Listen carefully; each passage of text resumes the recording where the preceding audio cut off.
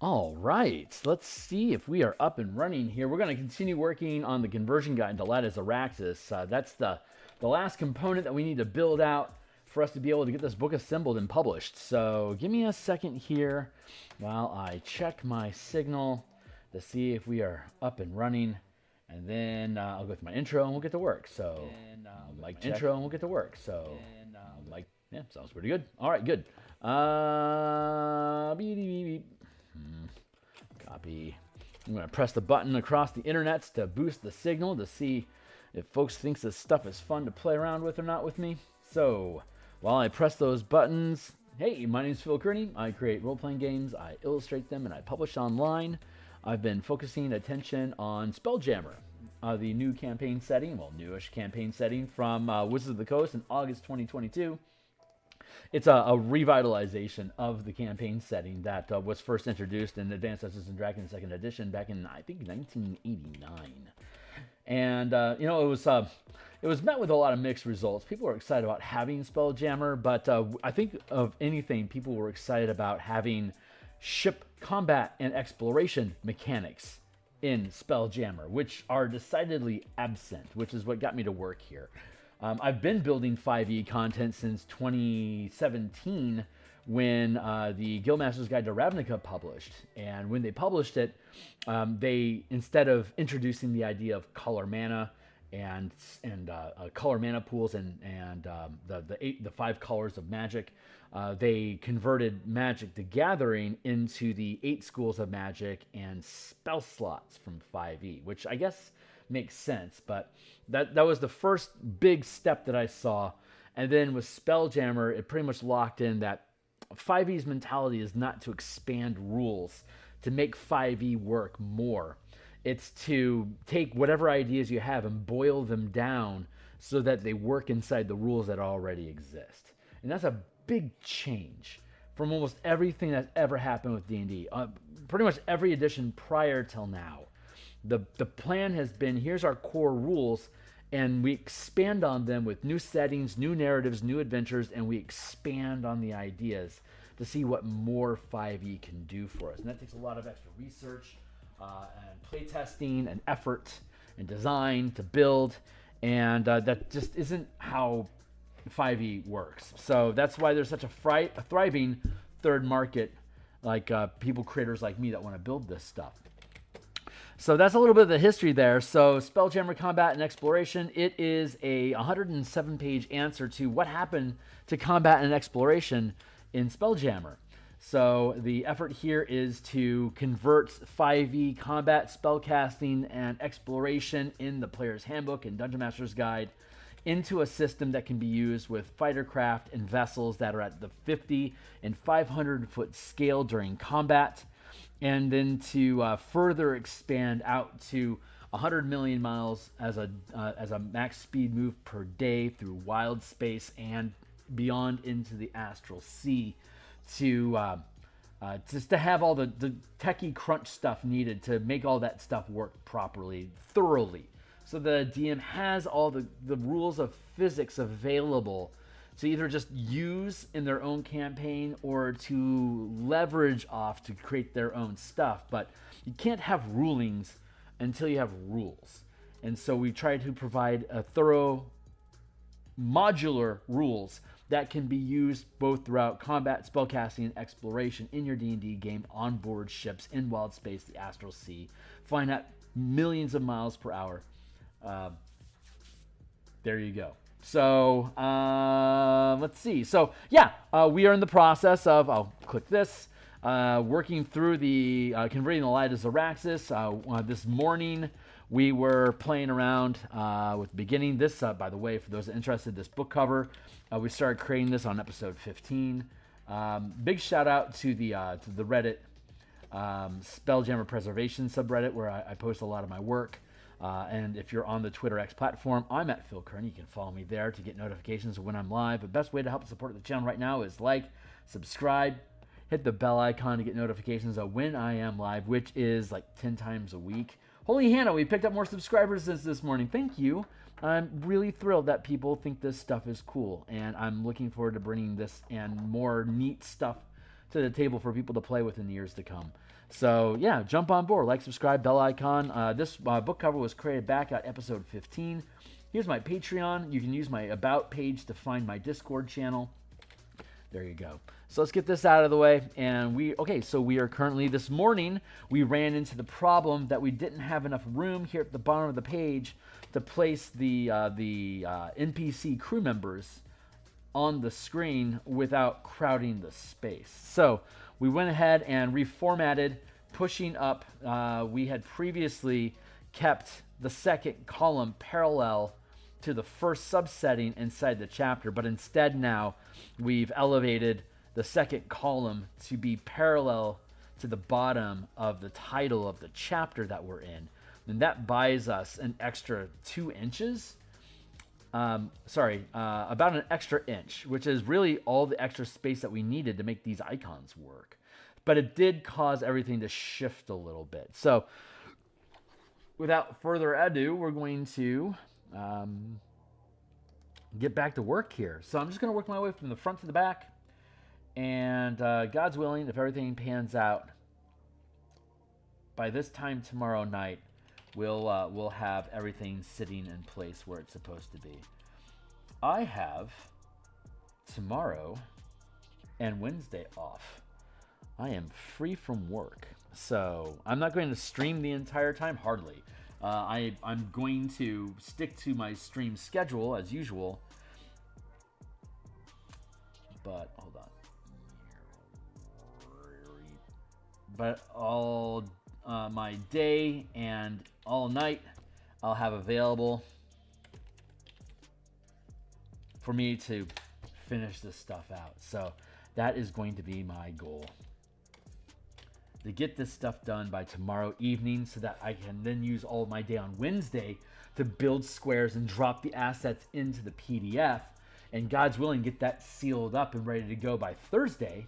And then we can peel apart all of the assets into like this into an individual icon that'll be as a separate JPEG file that you can then load up into your ttrpg, or use the black and white version to have at your tabletop.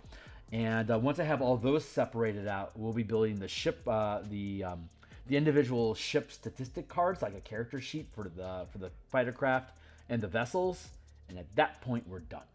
So we're getting really close. So hey, game, how you doing?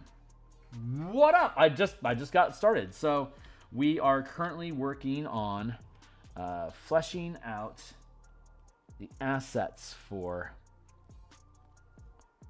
the Light of Xaryxis, since the Spelljammer book has a full conversion guide using the mechanics that we introduced into this book for, there we go, good, same size. Then we can, let's see, we can take this guy and these guys, let's scoot them over to create some space. And then we'll need to import the number 1, 2, and 3. But first, let's push Flapjack and Captain Sartell into position where they are supposed to be.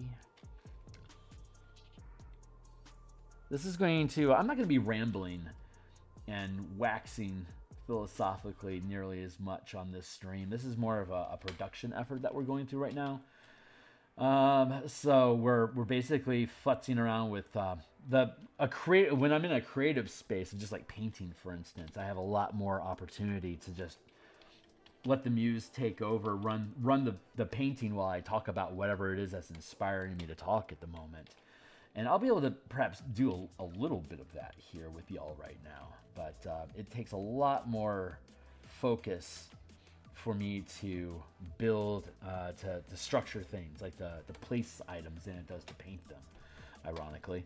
So let's see, that feels right. That gap, I want to have that same gap there for these characters here.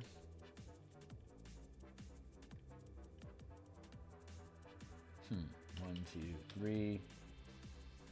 And now that allows me to 1, 2, 3 there. That feels pretty good. I like Flapjack. I fucking love Flumps, man. They're super cool.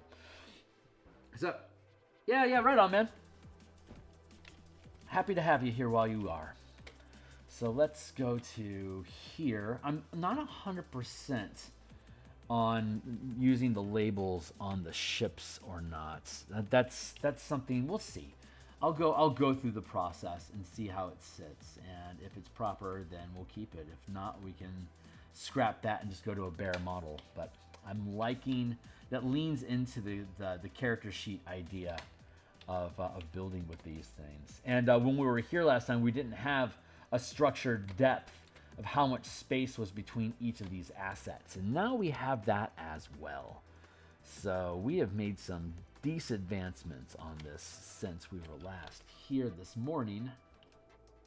Line that up at the top, and then line that up at the top, and then ballista.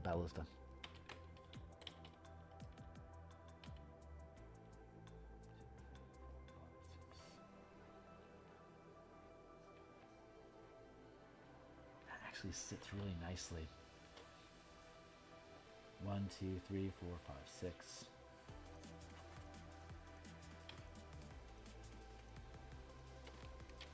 And do I need to scooch you? There. It's not bad. It's not bad. And I need to put like a 1, 2, and 3 next to these dudes, because that's how we have them labeled in here. So the Moon Dancer has 6 second-rank commoners. 1. That's not. We changed the text on that. Why is that text not present? Oh, that's right. The Moon Dancer has 6 second-rank commoners. 1. To crew weapons, and LLX suggests up to 60 first-rank commoners on board are aboard the Moon Dancer, including Travis, second-rank veteran. Number 2 is here. And his 10 first-rank thugs, 3, which we'll have here, that can help fight fires. So I need to go find something that counts 1, 2, and 3.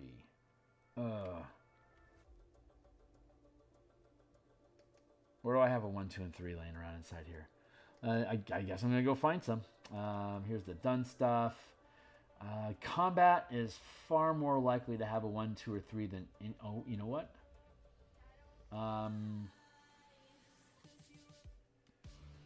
Yeah, the maps. Hold on. Let's go. Nope, wait. Exploration. That's where we want to go. Exploration has maps. So let's dive into that. Go here. God damn, I love that painting. This is the wrong page, but this is a pretty fun painting.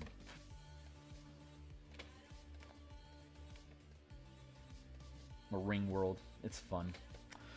Running around the world. I've spent a lot of time talking to that when we painted. God, that painting took like 40 hours for us to finish. Not the most efficient piece, but I really dig it. This is where I wanted it to be. Hey, I'm going to take this opportunity to drink some water. Oh my god, that's amazing. So good. So yeah, we're going to do this for a couple hours tonight. And then we're going to be back in the morning keeping at it. And then I've got the whole day off. So I'm going to be burning a lot of time off screen. Just yelling at my machine and arguing with stuff. Stuff that's not going to be very interesting for you guys to listen to and watch. But I'll be coming back at lunch tomorrow to continue working through the mechanics and ideas for the Spelljammer Eberron campaign. And I feel... There you are. Thank you. Let's see. Wait for that to catch up. Almost there. Stay on target. There we go. Where am I at? Here? Oh, that's not bad. Yes. Very yes.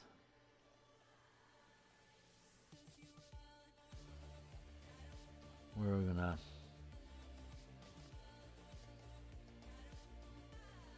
Mine.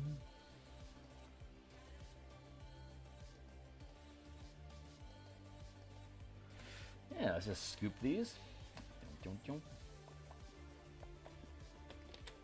Copy. Pasta.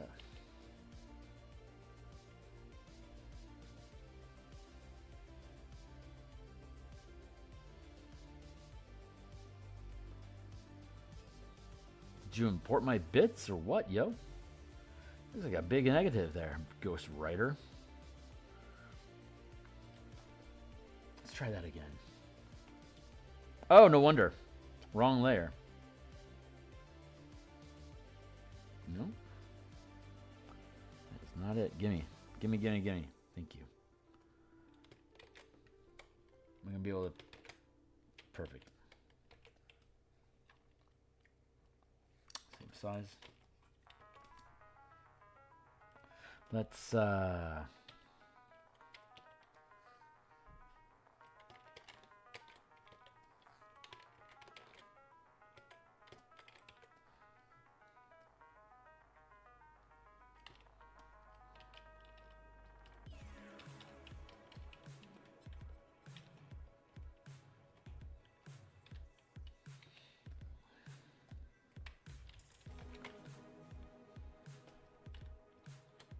Nice. All right, cool. So that works. We'll call those NPC numbers. Boop.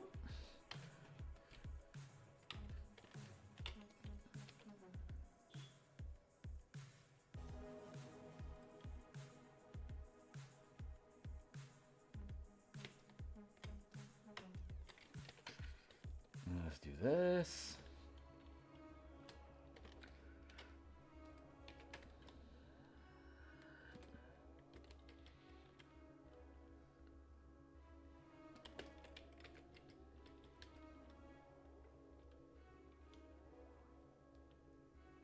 There you go. 1, 2, 3. Now are we still balanced and sitting pretty? No. So we want to here. Nope, wait.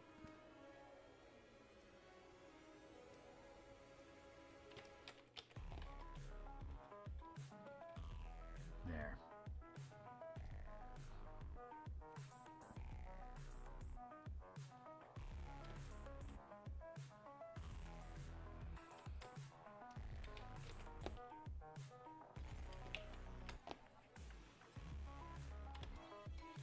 I hear you. 20-minute timer. Let's keep it going.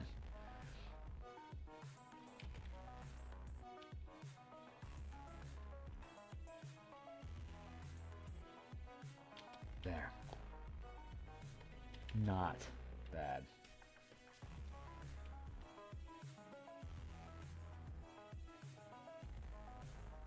Yeah. And I think the decision that we're making is to leave blank spaces unfettered, like to just leave them blank, which is a difference from the rest of the document up above, but it's consistent inside the conversion guide. So I'm okay with that for now. If I feel a change is necessary, then we shall do so in due time. But for now, this page is done. So cool, let's move on. So what I'll do is I'll be able to make like a little block here. And then when we go back, so you can see a little block here. What'll happen is I'll be able to, first off, get rid of that, take this, and roll it here. It doesn't have to be perfect, but it does want to be indicative of where it's at. Because when we finish doing this, we're going to reshape this. Basically, these 3 icons here are going to. Come here, buddy. These 3 icons are going to sit inside this box here, and the box will be transparent, so all you'll see are these images. So we'll be able to scoot them around together. So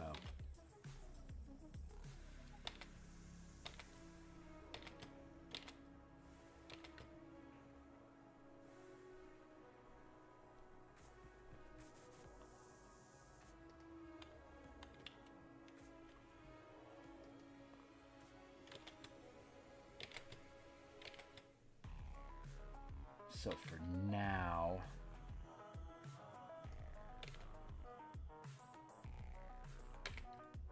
just eyeballing my shit here real quick. Yep, that's all gonna fit just pretty. Cool. What's the blue? Oh, the around the ship, that's the air bubble. All the ships have air bubbles. So the way that we use the air bubble to show what space the ship occupies. So here's all the different ships that we have in the book, and you can see that like the squid is in a 5x5 space. So whatever its longest dimension is the space that it occupies. This is a 50-foot square here, so the squid here, it's 200 and no, it's a 4x4. This nautiloid is 200 feet long, so it fits in a 4x4 space at the 50-foot scale, just like a gargantuan creature like a storm giant fits inside a 20x20 a 4x4 space at the 5-foot scale, because gargantuan creature, it fills a 20-foot space. Same thing, different scale. And then down here, the fighter craft, like this Spiderling, is an 8x8 space. It's 40 feet in size. So at the 5-foot scale, it sits inside of an 8x8 space. Or when you round up, that would sit inside of one of these squares at the 50-foot scale. So you can have fighter craft. You can transition from creatures to fighter craft to vessels, and then beyond that to like asteroids and planets and shit like that. No, the big blue boxes. Oh, you mean throughout the entire document? These are placeholders. This is where we have illustrations going. So I started going through the process because when we built here, I'll show you. When we build these things out, like this is the square, we aren't going to take the entire page and photocopy it and then drop it into here. We're going to take each individual art piece here, and then I'll make all three of those one box. I'll make all of these three one box, and I'll make this, maybe I'll make these two a single box. But if I make small little boxes and then drop them into the document in their proper position, that creates less file size, so that when I bind it into a PDF, it won't be 30 megabytes worth of PDF, even though it's 100 some odd pages. It should probably clock in by being conservative with the boxes that I create. It should be around maybe 20 megabytes in all. So it's still chunky boy, but not absurd. So yeah, these will eventually go away. They're just placeholders for now. See, they're not here right now, but the transparent box would still exist around here, like if I were to.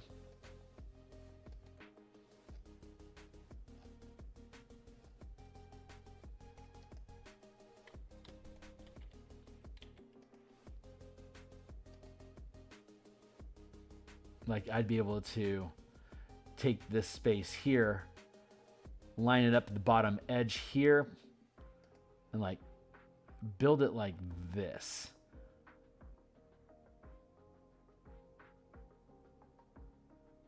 So that it lines up on the edge of the margin and the top of the text. So when I come back through and I build this box, I'd be able to similarly build it so that it's up against the border, and then at the top of the text.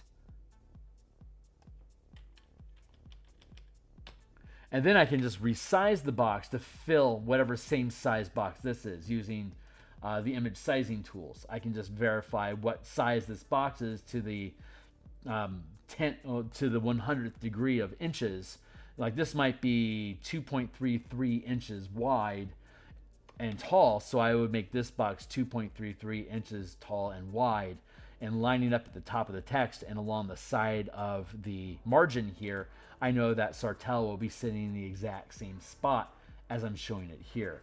Otherwise, I have to duplicate the entire background and all the art, and then drop a massive image into my Word document 107 times. It gets a little absurd. Is that cut off suddenly? Meh, maybe. These are literally the icons for the characters, so they naturally have a square box around them. But maybe. I'll take it under advisement. Moving on to page number 2.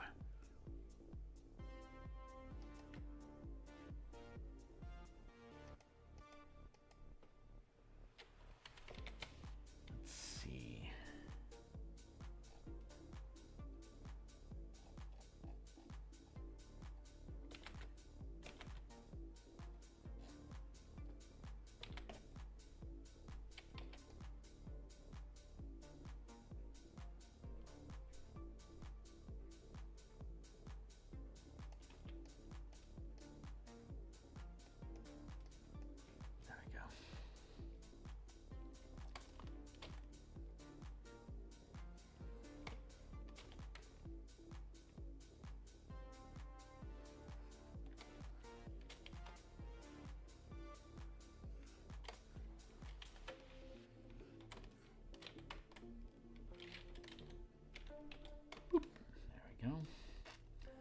Just make sure everyone sits pretty.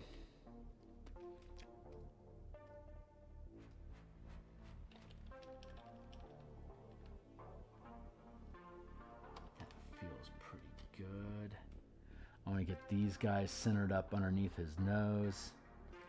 And then we can position them properly.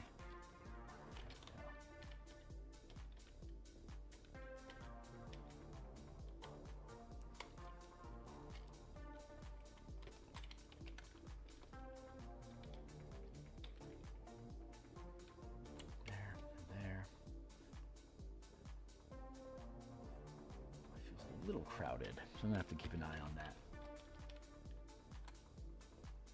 There, and then I see text. I'll catch up with you. What's up? Random question. Since you seem really well versed, yeah, I'm pretty well versed in D&D. Go for it. 1, 2, 3, 4, 5, 6, 7. 1, 2, 3, 4, 5, 6. Blank. 1, 2, 3, 4, 5. There.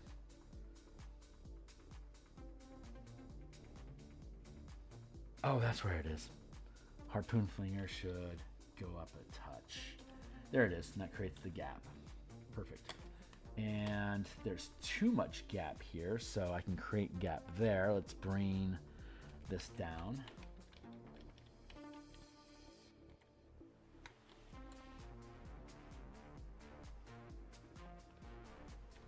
To be there, that feels about right. So I'm about to play a Curse of Strahd campaign. Okay, have no clue what to expect. A vamp, yeah, expect a vampire. Yeah. That completely depends on the DM. There's so much for sale content involving Curse of Strahd that a DM doesn't have to really freewheel anything. They can just keep a stack of different content that's been produced already. Hey, Ked, and just feed that stuff out as needed. Or they could take the gist of what's going on and completely throw it out the window and do whatever they want. So my recommendation is going as blindly as possible so that you enjoy the experience. I've played in Curse of Strahd with somebody that's played Curse of Strahd before, and they would mention how one game would run compared to another and blah blah blah. It's a little it disconnects me a little bit from the game. So yeah, just go in blind, enjoy the process.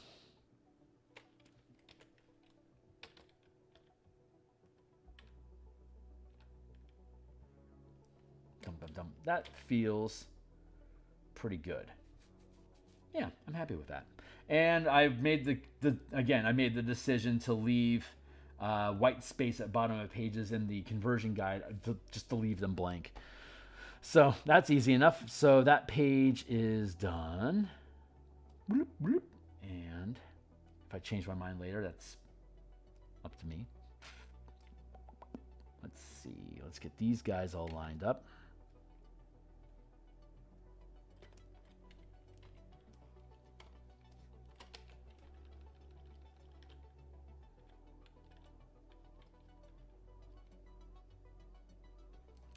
Feels about right. So let's get rid of this.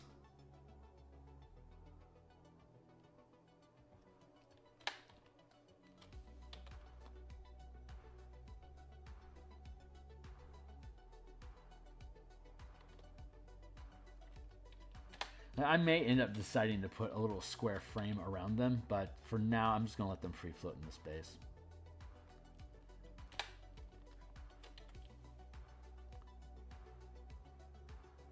Plasmoid! What's up, little squibby guy? What's up, cat? You gonna play like, oh, right on. I'm also wondering if there are any plot lines or things should know. Yeah, no. It's if the DM wants to do that, just ask the DM, you know?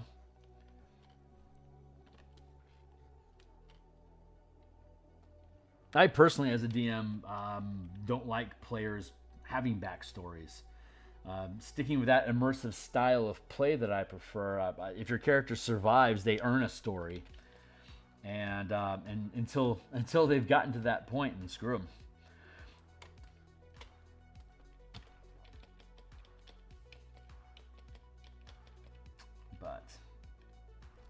I'm not necessarily the norm.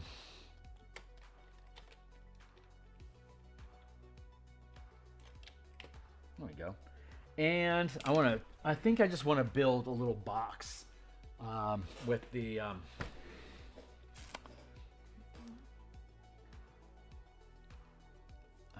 let's see. I want to put a 10 by 10 grid down here.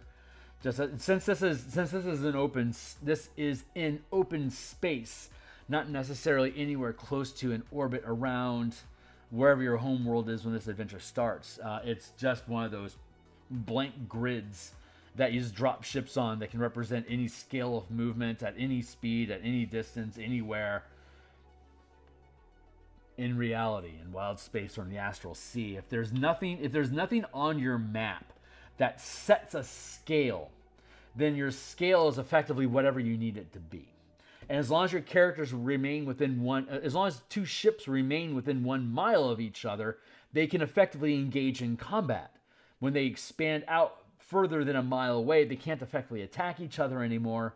You're no longer in a tactical map. And even if you were using a tactical map, then you would no longer need to. You drop back into theater of the mind in a pursuit, trying to use ability checks to catch or escape from each other, if necessary. Once you enter that 1 mile scale, then you have the ability to take shots at each other, close distance, or attempt to open distance to escape in pursuit again. So down in this corner here, we're just going to put a very simple 10 by 10 grid map, drop a star moth, and the wind dancer that the team is on. So how do I want to do that?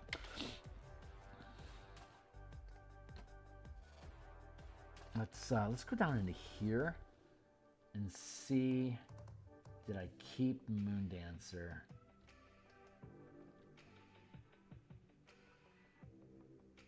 Original copy, ballistic copy. Okay. Well, let's see how this pans out. Did we do a big goof? We did a big goof. Okay. So, 10 by 10 grid is the first thing that I need, so let's go fetch a 10 by 10. And we can get a 10 by 10 out of the crafting. Done. Combat creatures, interior pages. We'll go to production, tokens, ships. Maybe instead it would be easier. Oh yeah, that's not the right map. All right, no.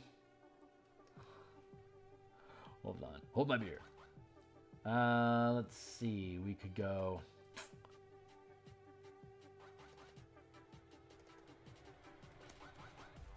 Citadel, Yogi Hunt, Mama Hunt, Xaryxis Space.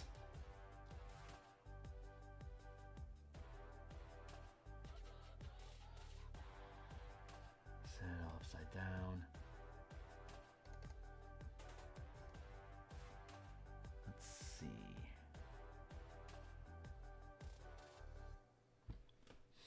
Nope. I think we're trying to find an easy map that'll open up, and at this point, we're questioning whether I'm making any time or not. Exploration has maps, so that's a good place to go. We were here before. Oh yeah, we're still in here. Huh, it's still open. That's miraculous. Cool. So let's close this up.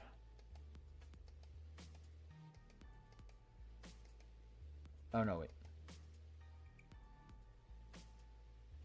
Yeah, that'll do.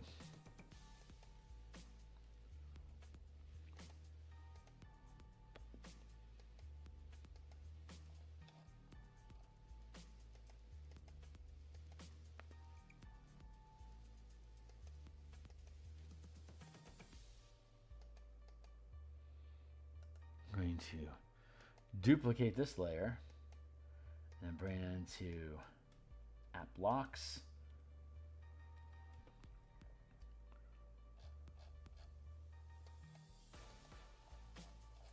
Where are you at, buddy? Where are you at? Where did I drop that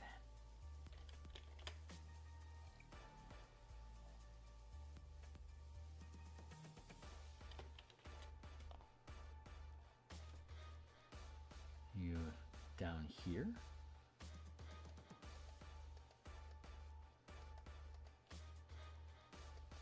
There it is. Grid.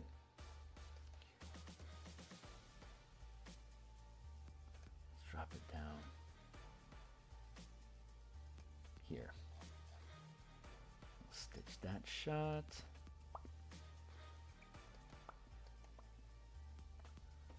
There we go. Okay, and I think there's text happening. I'll catch up with you guys in a second. Minute work, you know.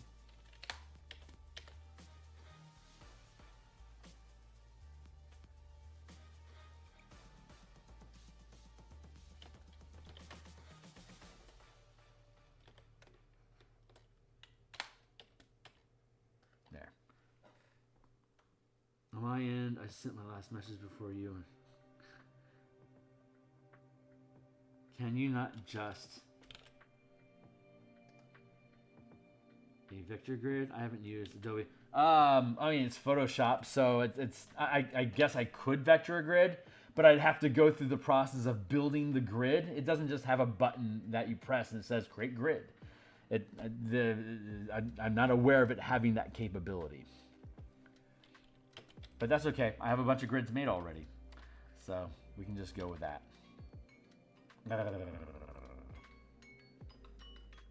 Tap. 1, 2, 3, 4, 5, 6, 7, 8, 9, 10. 1, 2, 3, 4, 5, 6, 7, 8, 9, 10. Cool. We're going to take this back to up 100%. Duplicate. I mean, I've only been using Photoshop for like 20 years, so there's a lot of things I don't know how to do.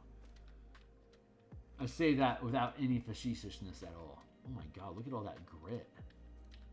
Is this real life? Jesus. Merge down.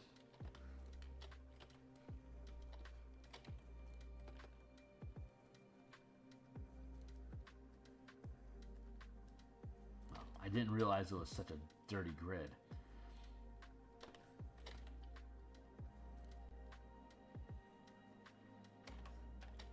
Oh my god, what the fuck?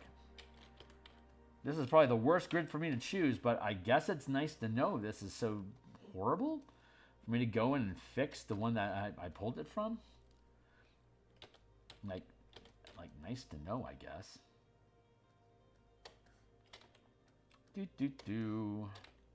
Don't mind me, I'm a hack.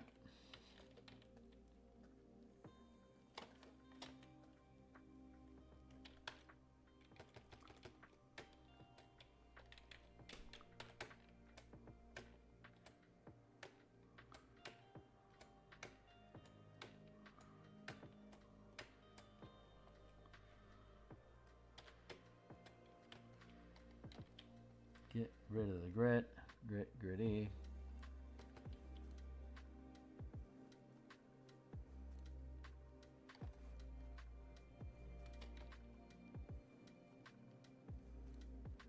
All right, so let's go 1, 2, 3, 4, 5, 6, 7, 8, 9,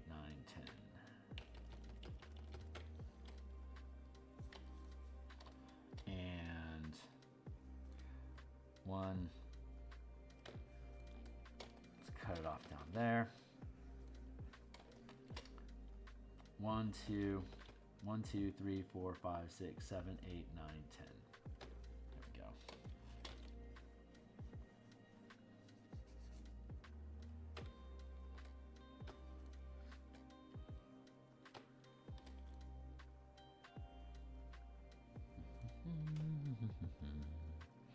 Drop it back down to 25. Sits very, very nicely inside that space there, unobtrusive, like a Rush song.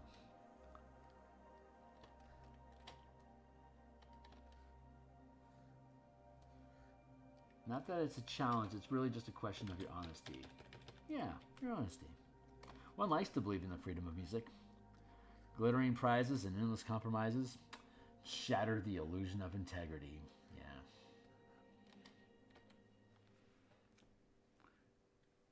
Yeah. One day, Phil, I'm going to sit you down and we're going to do a design jam. I'll learn you a good... Oh, fine. Hey, it looks like people are responding positively to the trailer of Void Home. That is fantastic news.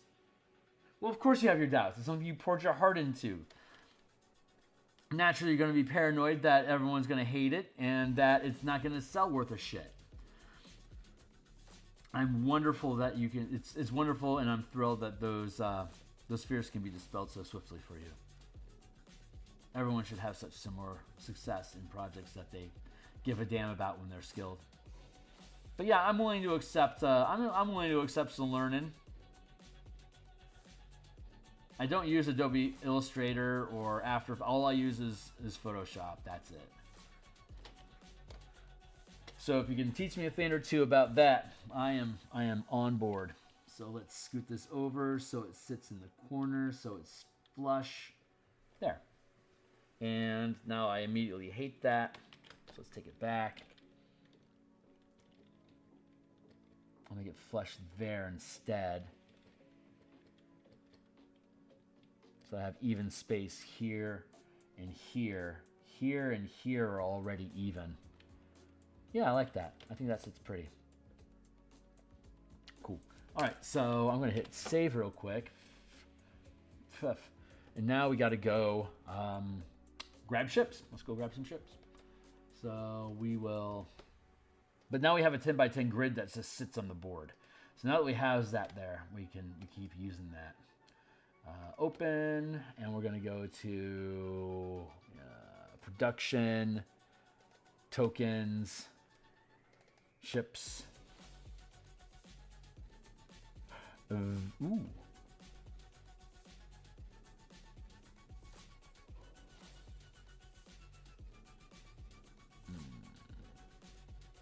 No. Let's go to, let's go to vessels.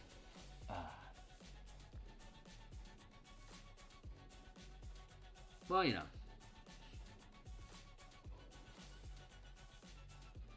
Yeah, I know they have some basic vector stuff, but the last time I checked in with it, it was a pain in the... Building a grid in raster, it's just as fast as building one in vector. So, I don't think there's any real advantages. I thought you actually had tips and shortcuts, but no!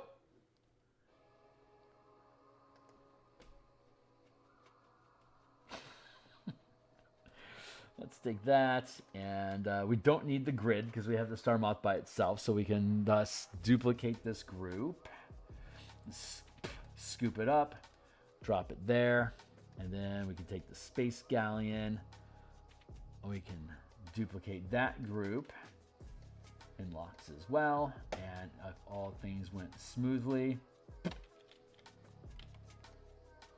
oh good, they're both there. Let's get rid of the locks, drag these down here. They're probably the right size, and all we gotta do is drop a bubble onto them, and they should be good to go. Yeah, how about that? A little oversized. I'm gonna have to drop the pixage on them just a smudge. Give me one more smudge there, buddy.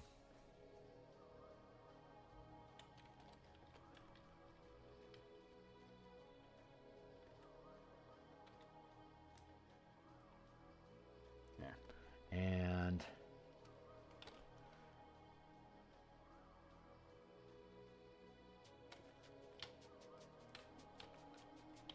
let's say scallions and pretty. It's actually a little smaller than that. There you go.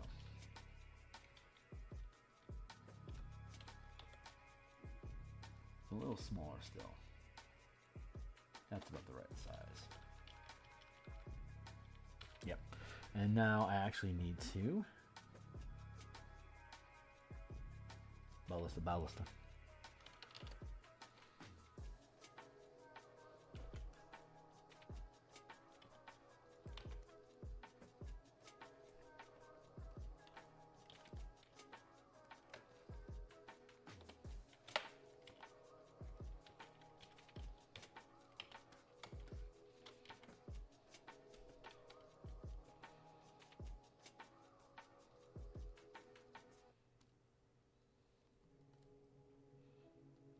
merge that down.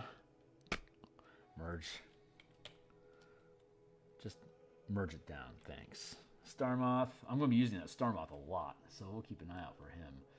I need to go grab a bubble, so let's go find a bubble. Equals no. We can go find some bubbles in the product. Here. Equipment section should be easiest.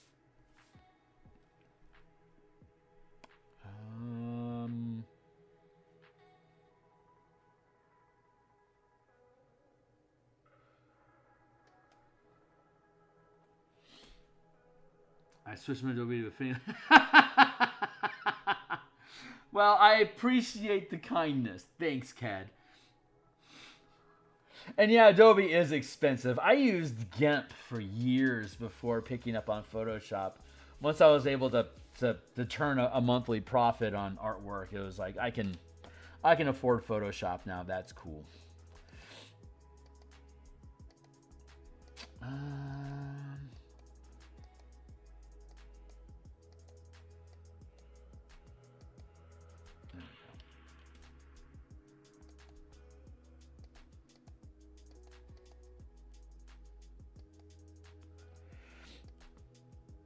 I'm just gonna do it old school.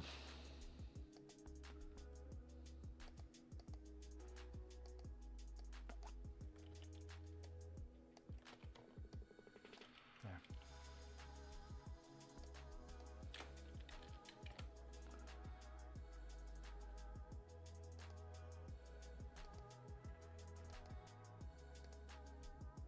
I don't know why that was saying 27. I'm gonna have to go through and fix all these fucking things. So it's just one little extra thing, ain't it? Oh, I get paid the big bucks. Big money.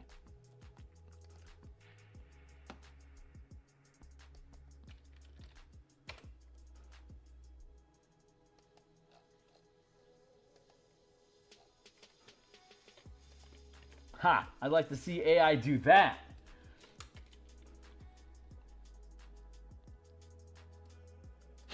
Have at ya.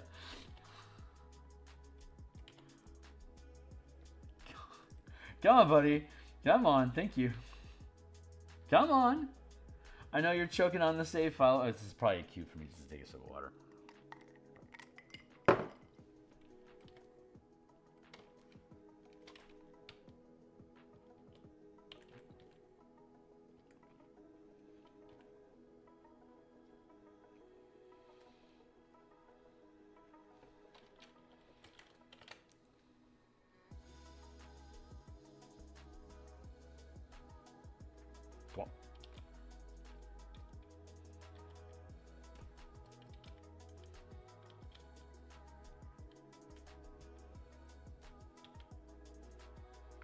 Close enough. 25.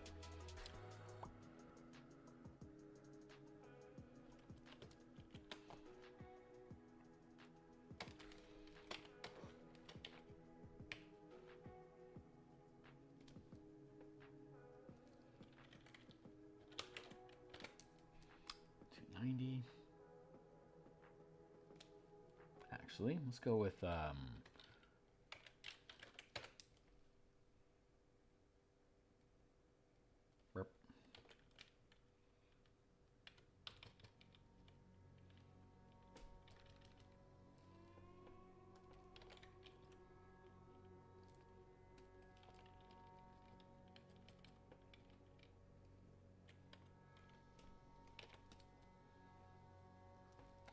my instincts were right. Should have been 285.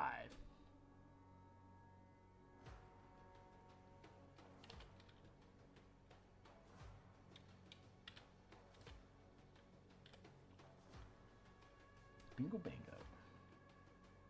There we go. And we'll drop that down to 25.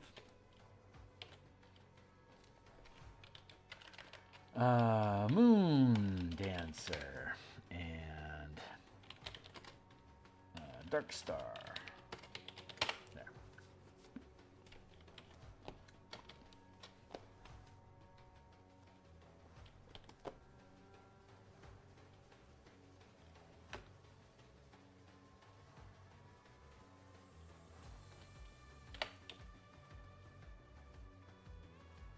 Let's put you here.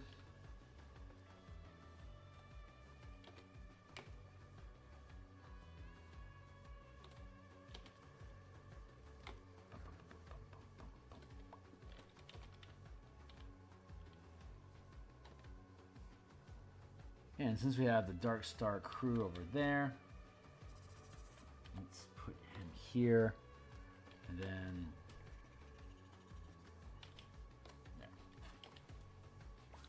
there.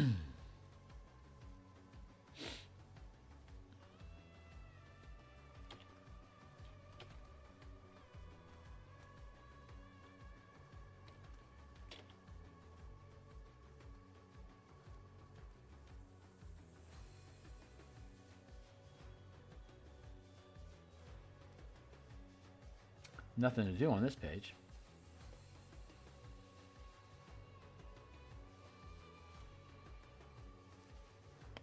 And oh boy. Okay, now we're going to start messing around with the maps.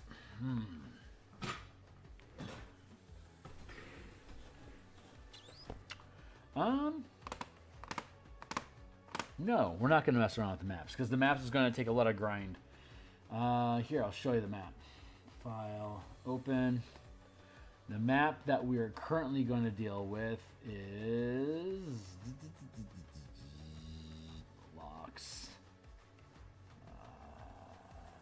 Citadel, Light, Xaryxis, Space, Mama Hunt, Yogi Hunt. There we go.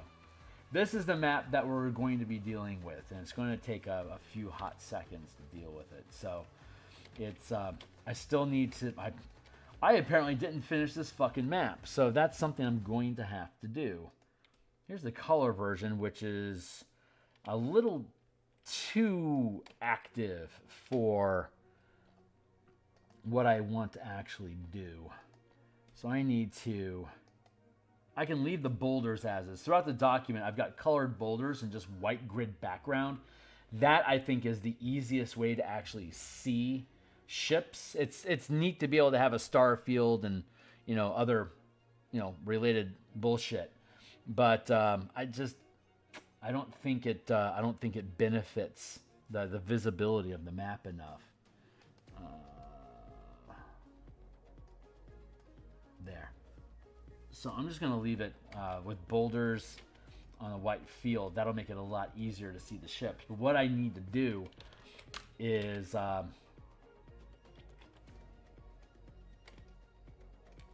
I need to twist this, because this is where the edict.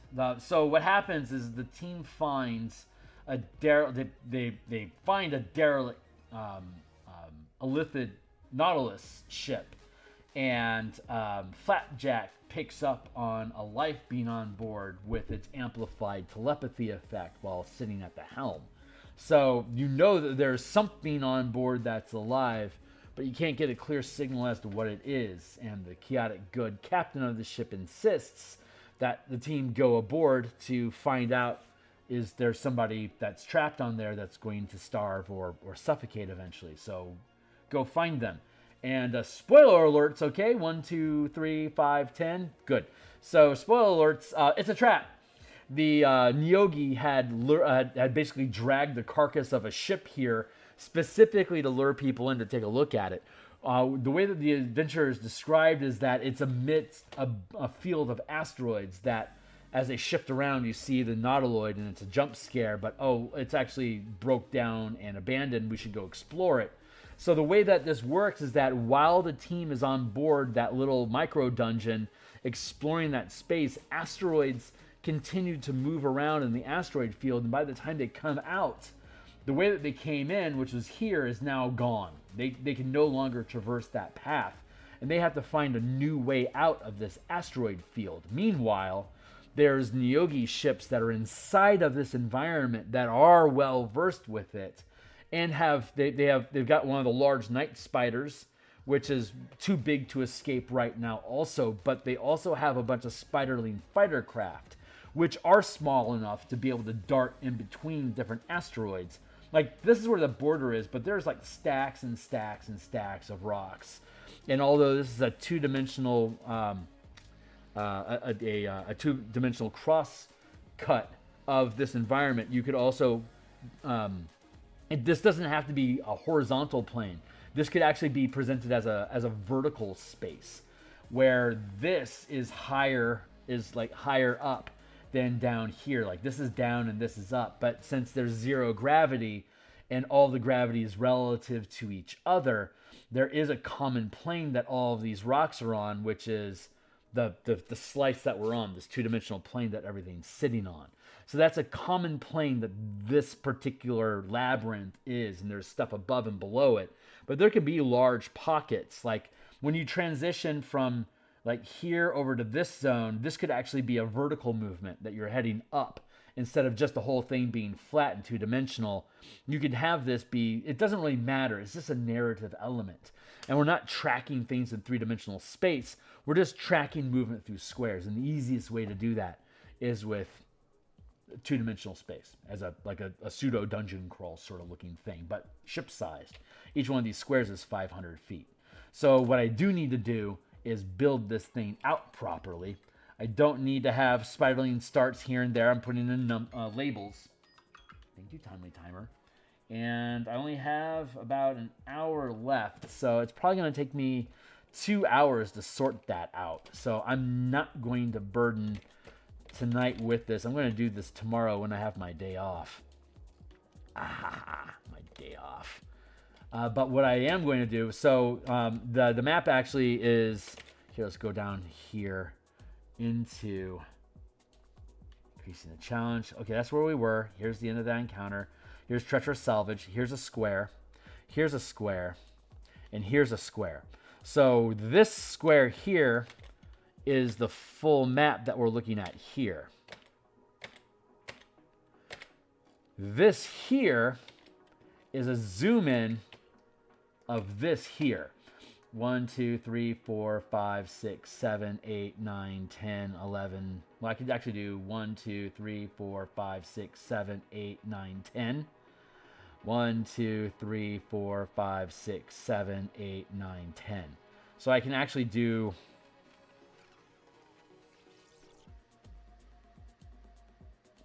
this space here as another 10 by 10 map that we can then drop down in this nut here. And that makes this all very easy to visualize. Lucent will be here. Your ship starts here. The spiderlings start here to close space with you. And then the actual night spider, the 200-foot night spider, is here. So the night spider has communication using helms, and actually there's two redundancies. They have message amplifiers, so that you can just any helms that are attuned to each other can waylay signals back and forth between each other.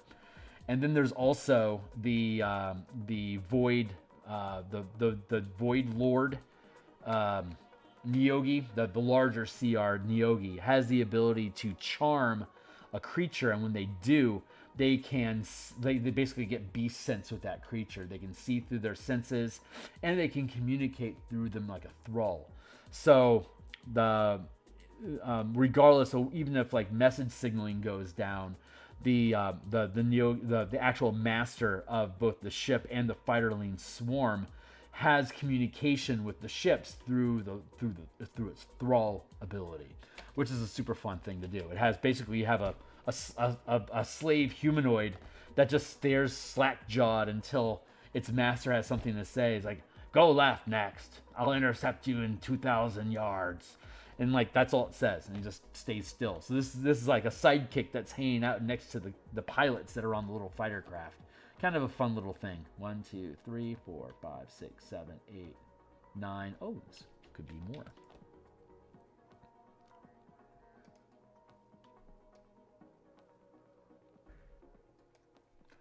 One, 2, 3, 4, 5, 6, 7, 8, 9, 10. 1, 2, 3, 4, 5, 6, 7, 8, 9, 10.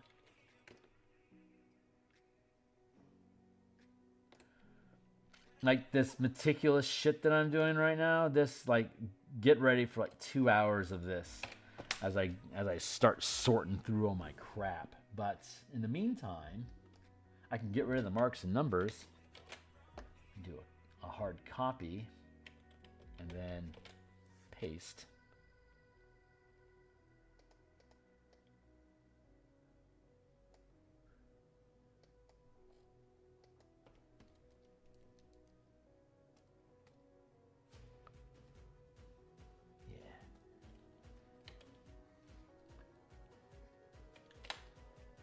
So I can at least grab this here so I know what I'm looking at.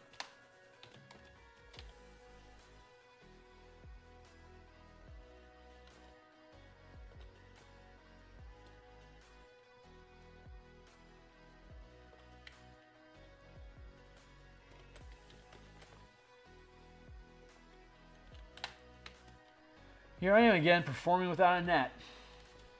Any sort of stupid shit can happen that I regret immediately.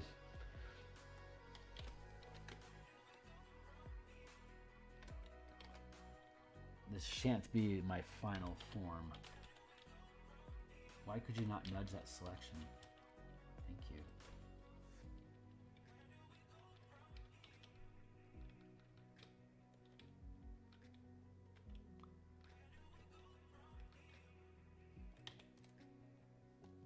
Let's just leave like this. Line that up. That's roughly where we want to be at. It's not the final map, but then we'll be able to A, B, C,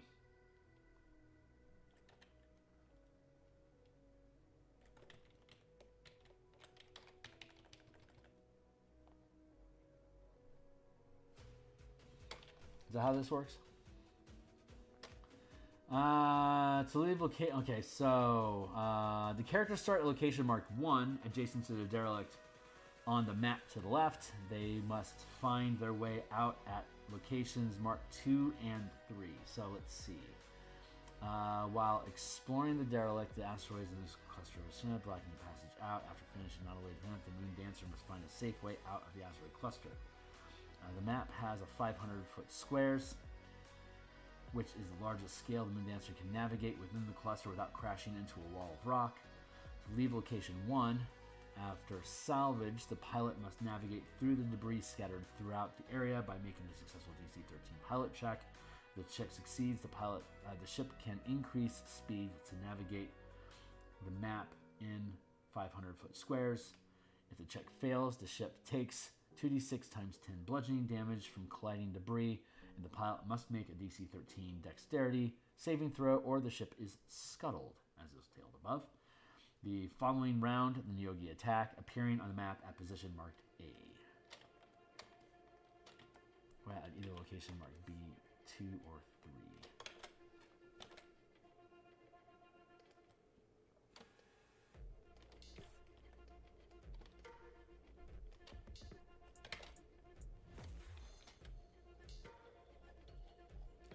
Let's see.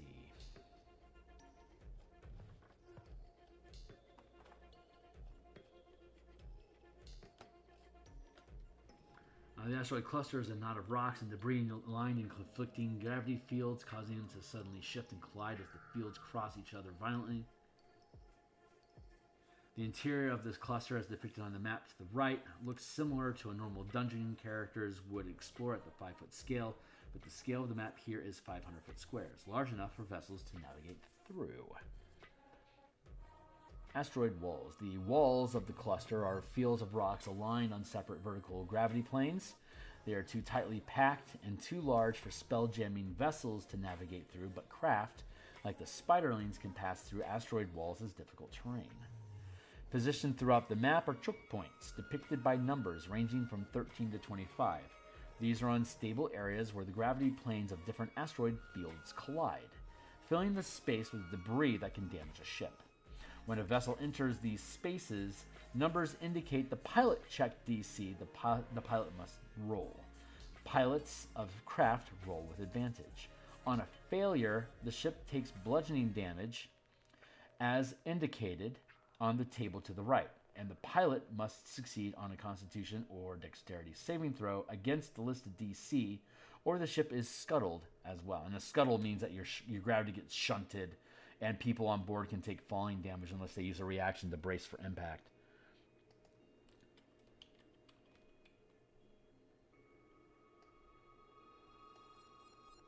I am not happy with that alignment. There.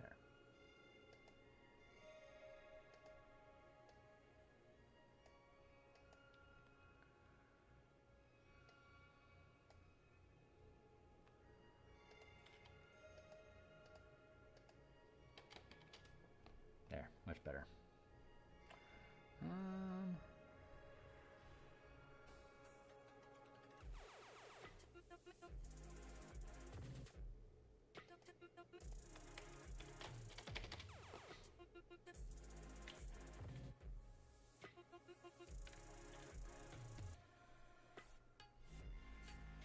Yeah, that feels good.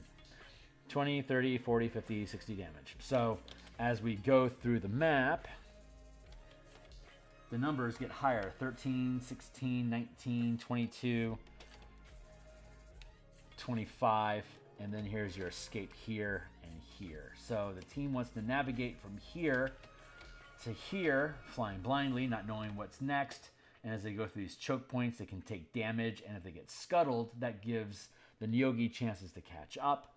So then they have to navigate through, up, dead end, got to go back, run a Neogi, go down this way. We can try going through that 22, but now we got scuttled. And now we are here, and we can take damage going through that effect. And we either run this way to go that way, or we run this way to get out this way. So those are our paths of egress.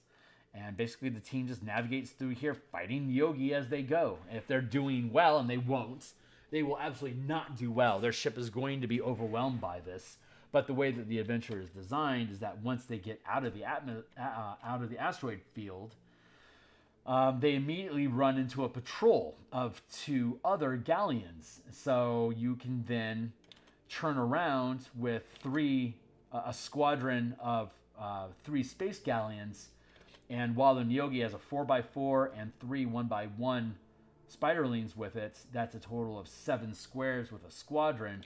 Now you show up with 9 squares with a squadron. You have more firepower than the Night Spider with its 3 fighter craft do. So you can potentially beat it now in a one-on-one on a squad versus squad battle that operates basically like a one-on-one fight.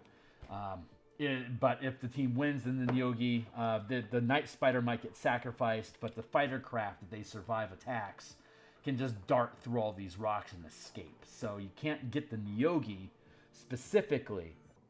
They're too wily, but they might have to abandon their ship, which means that you can then free all of the commoners, humanoids that have been enslaved, return them for a reward, take their ship, and then bring it in for a reward, which gives you a fat purse for you to hire the next ship. So I'm going to need to go through and make little number icons and letter icons to build this thing out properly. And I am not quite content with how this sits. Well, I think I want to, yeah. Anyway, so that's stuff that I'm not quite prepared to deal with right now. But I can at least build the thing out and get it to sit properly. So that's what we're going to do for now.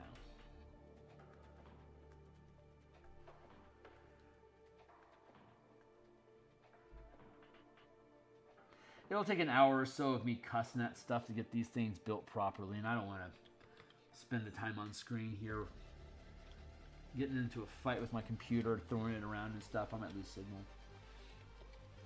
Copy. And, oh, yeah, well, I mean, hey, there's that. So I'm going to hit save here, and this is the last thing. This is the last map that we actually have to build something for here, so that's not bad.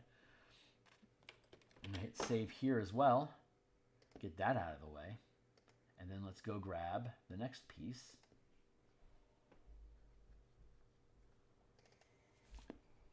Did I miss anything?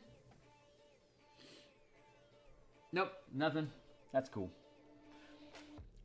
Bum, bum, bum.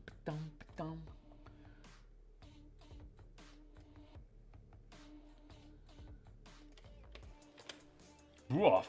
Much bigger.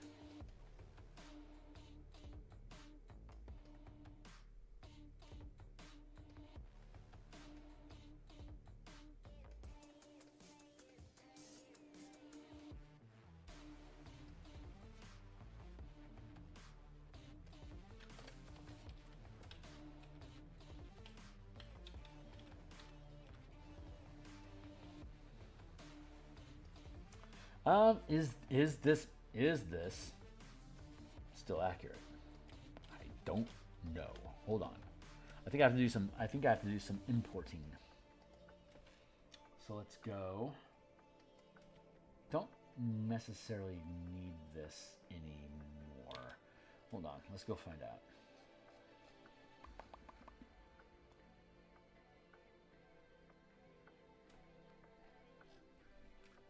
The imminent snare starts at point B on the map above and below when the encounter begins, using reports from the claw to find the engaged moon dancers. So the three spider queens, they're called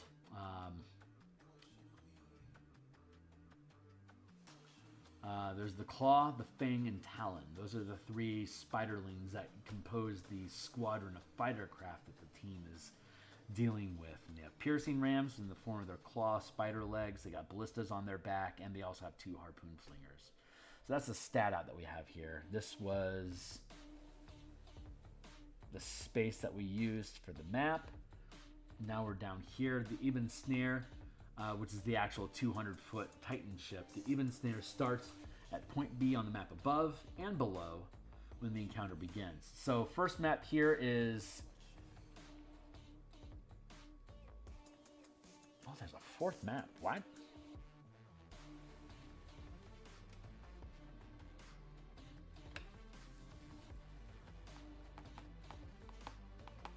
The map above and below when the encounter begins, while the craft remain grouped using the spiderlings to make squadron statistics.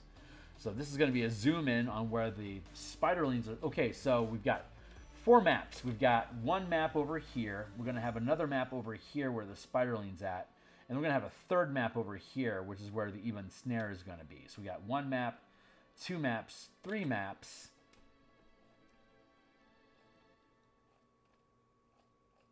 And we got the full map.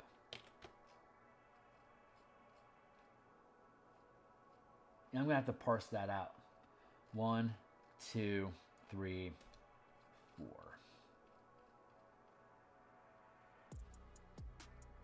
Yeah. That's going to be cool. And then to the rescue is you turn around and then you go back in after them as a squadron. Super cool. Let's see. Beep, beep, beep, beep, beep, beep, beep. Right. What I wanted to do was pick up the pages and make sure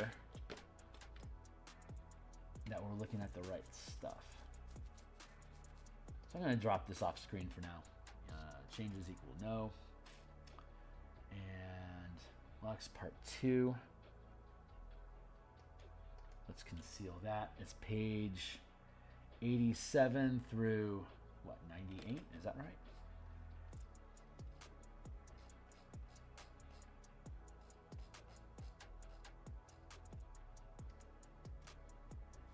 I want to say through 99. That doesn't feel right.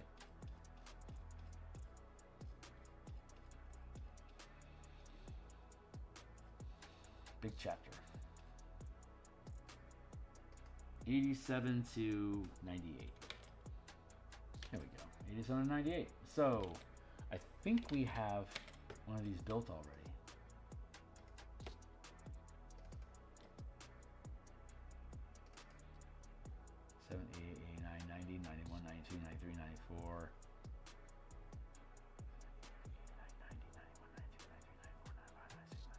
And then an extra page for no reason, 99. There, take all those. Beep. Bang, bang, bang, bang, bang, bang, bang, bang, bang, bang. It'll open up a bunch of pages.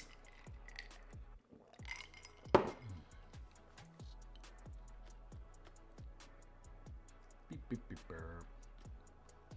There. 1, 2, 3, 4,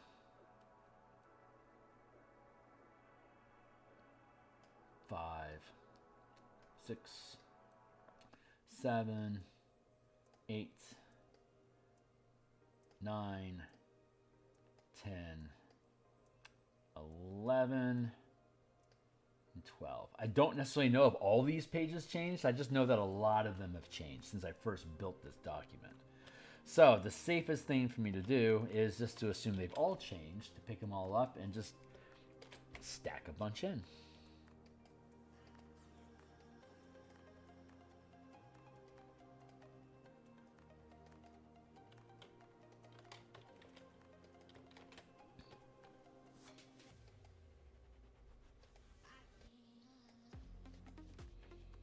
No. Copy. Paste in place. Conceal. Carry over. Close. No. Next. Copy. Paste into place. Conceal. Flip. Carry. No. Copy. Paste in place. Conceal, carry, no, copy all, paste in place, conceal, carry, no, copy, paste. Thank you, timely timer. What time is it? 8:30. Cool. There. Delete. No. Copy. Paste in place. There. Blip. Blip. Equals. No. Copy. Paste. Conceal. Carry. X. No. Copy. Paste in place. Conceal, close,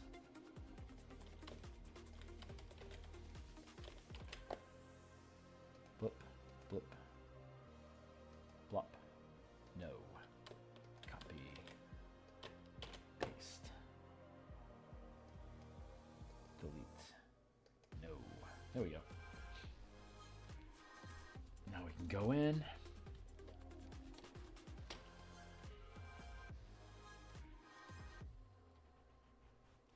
Oh yeah, I did all this section stuff already.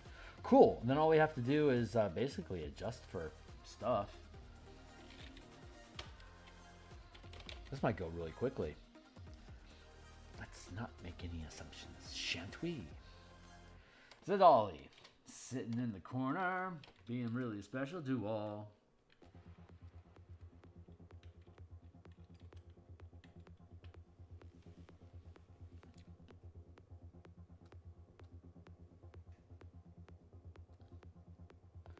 Pirates, ogre, ghost, and root and ledge. Let's grab these all.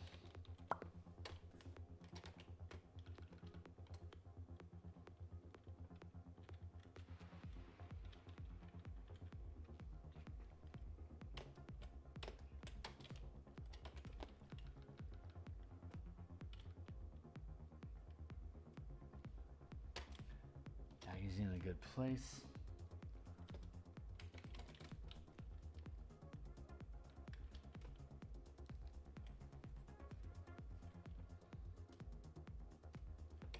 Yeah, maybe I do need to put a frame around them, because Agony's looking awfully faint over yonder.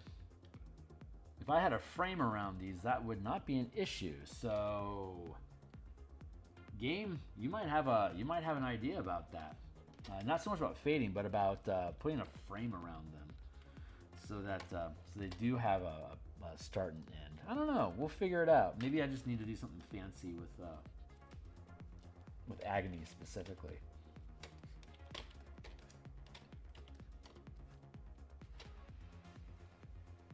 Look, a princess. How about that? Okay, that's done. Fucking wicked. And here, okay. Ooh.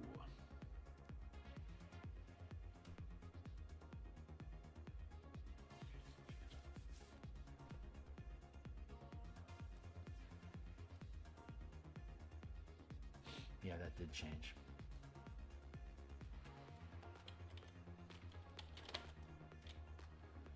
TXT forever.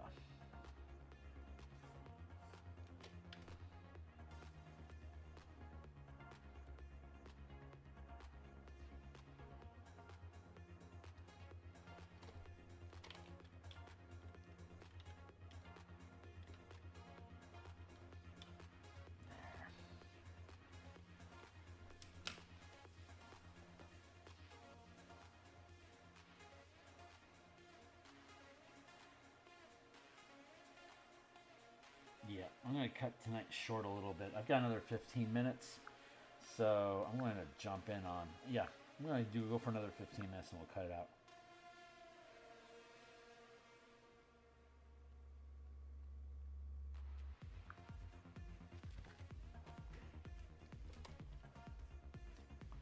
There.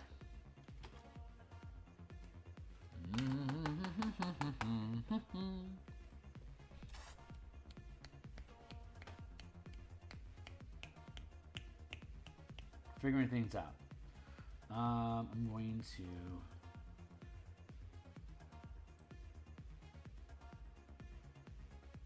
need to pick up and change the galleon, and I want to grab. Okay, I know what I need to do. Half the time it's just me figuring out how to move my assets around. It's so stumbly. I already have a bunch of stuff built out here, so that's super good. So we can grab these 3 pieces here.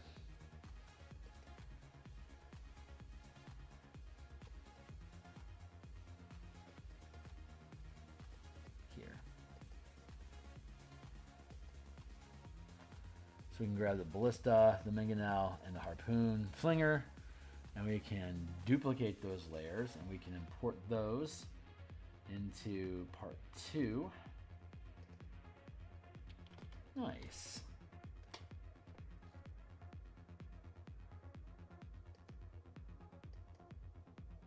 Finger, ballista, mangonel.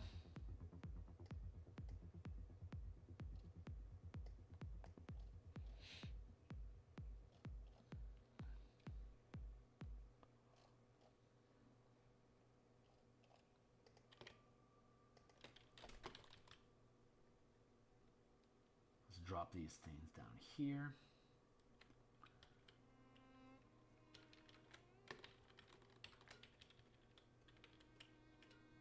Get them centered in this space so they look pretty.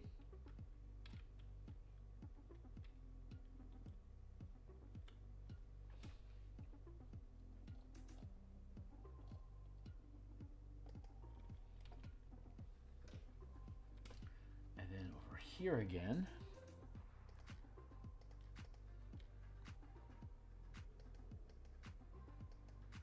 we can grab this, duplicate,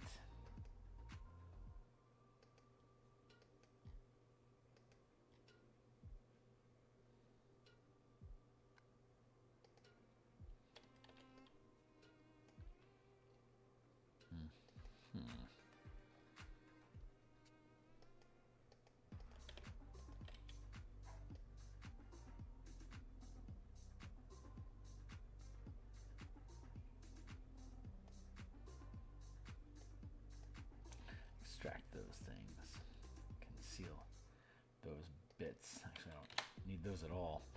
So you take this and swing in, put that there. It is the right size, but we are going to have to change it so that it has the right weapons on it.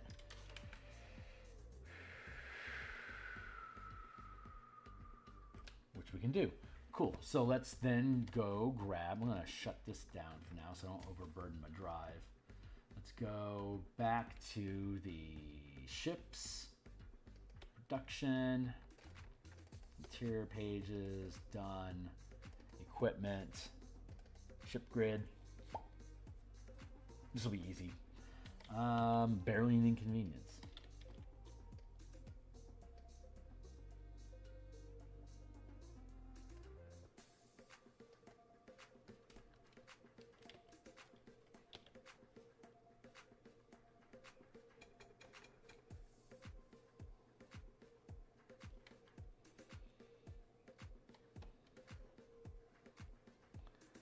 Looking for a convenient close by number 3.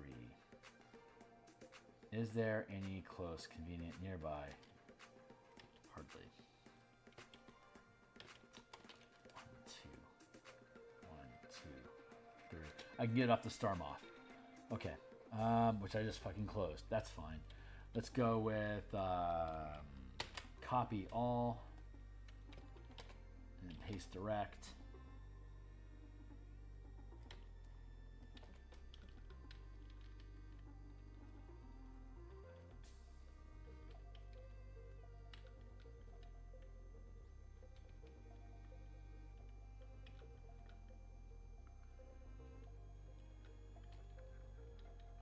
We were so close.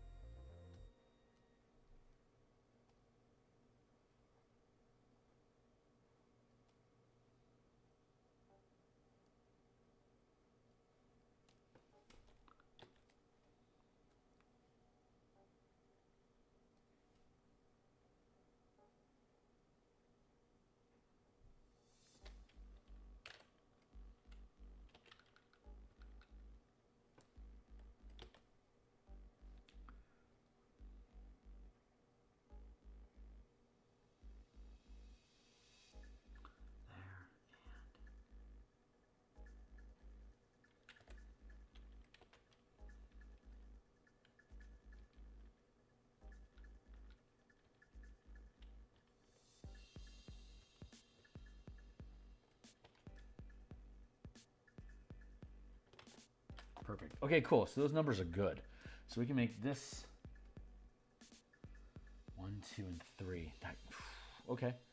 So let's pick this up. We'll go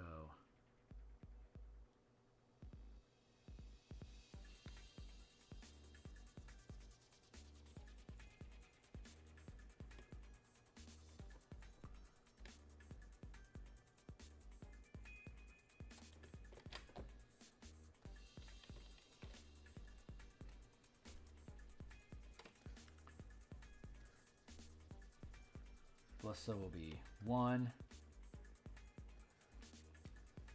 Mangonel is 2, 3. Okay.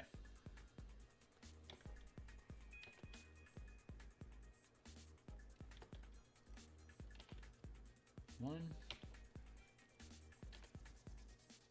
2. Snaps right into place. Fucking love that.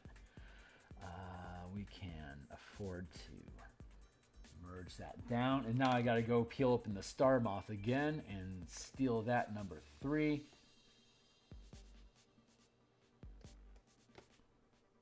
There. And deep, dip, dip, dip.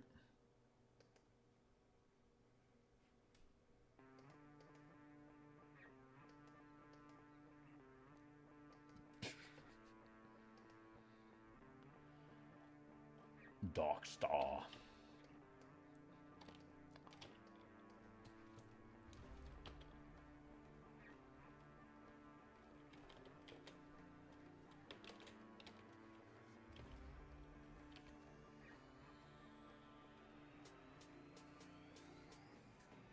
There it is.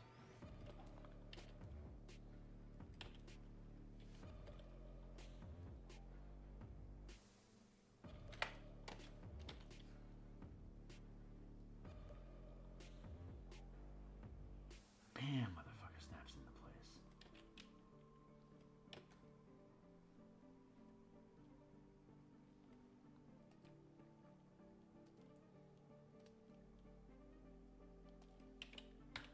There.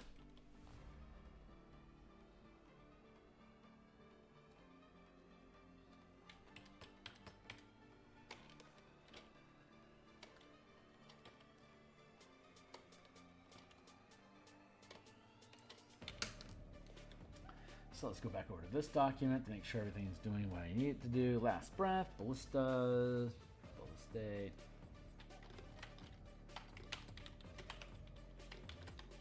One. Mangonel.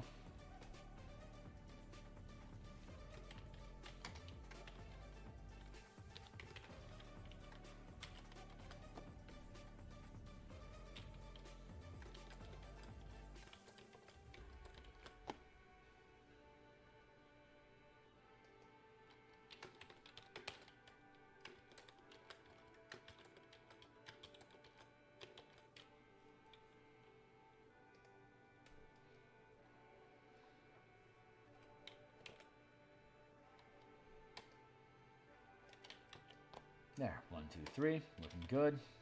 Do we have things labeled on the Dark Star? And we'll probably have to go through and label things on the Neogi Night Spider. We'll get to that. But let's double check real quick.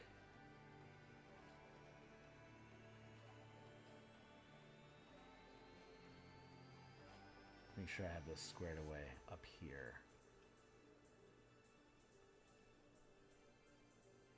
Yeah.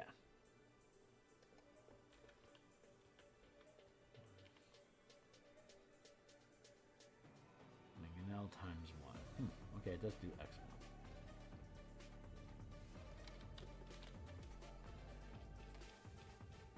Glad we checked.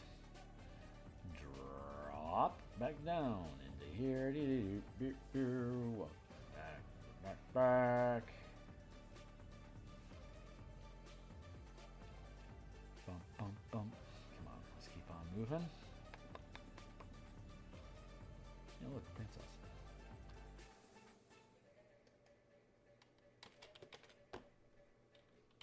There.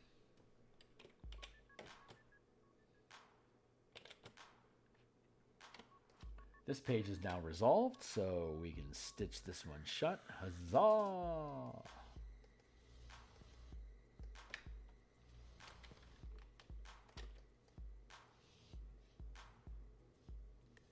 One, two, three. 1, 2, 3. Cool. Right as rain.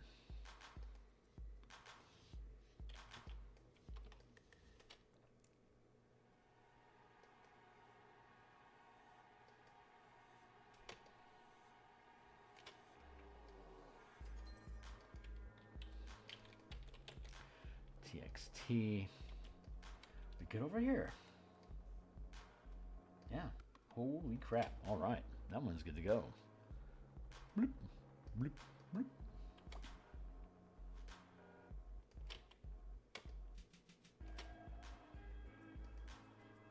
Making quick work of this one. Yo.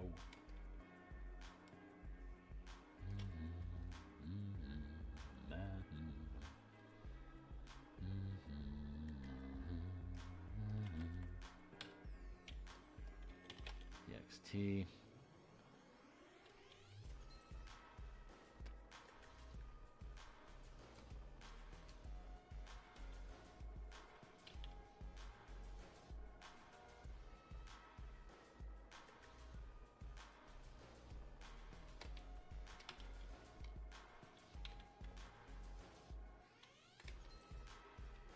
Obviously, a lot of this work has been done already. I'm just having to go over it again because we're making changes in the format. And that's fantastic news. That means I don't actually have nearly as much work to do right now as I thought I did. That's always a happenstance of happy. There we go. Oh, mama. Topala.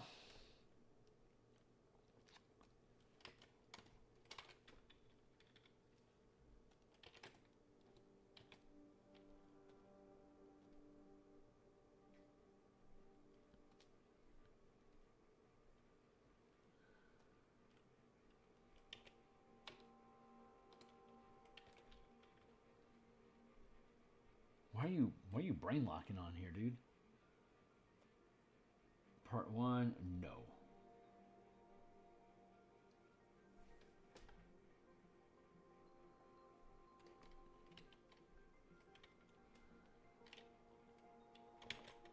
Oh boy, my system is locking up.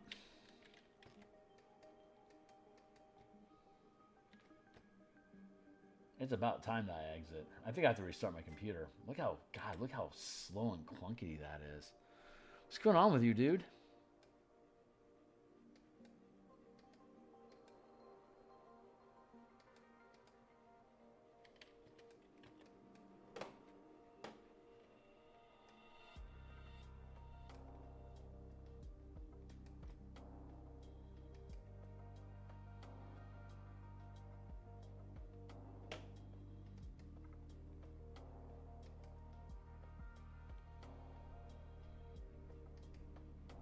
See if this saved okay.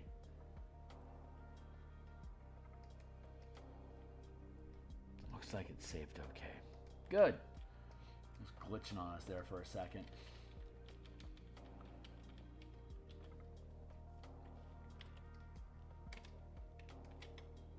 Topola knows what's up, but she's not giving it away for free. You gotta help her get rid of a big shark. Get rid of that. Put a lock on that. Stitch that shut. Blip.